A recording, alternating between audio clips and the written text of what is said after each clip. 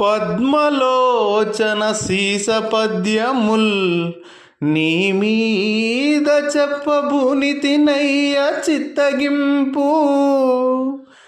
గణయతి ప్రాస లక్షణము చూడగలేదు, పంచకావ్య శ్లోక పఠన లేదు. అమరకాండత్రయం బరసి చూడగలేదు, శాస్త్రీయ గ్రంథముల్ చదువలేదు. నీ కటాక్షంబుననే రచించదగాని ప్రజ్ఞనాయదిగాదు ప్రస్తుతింప. తప్పుగల్గిన సద్భక్తి తక్కువౌనే, చెరకునకు వంకబోయిన చెడునె తీపు. భూషణ వికాస నారసింహ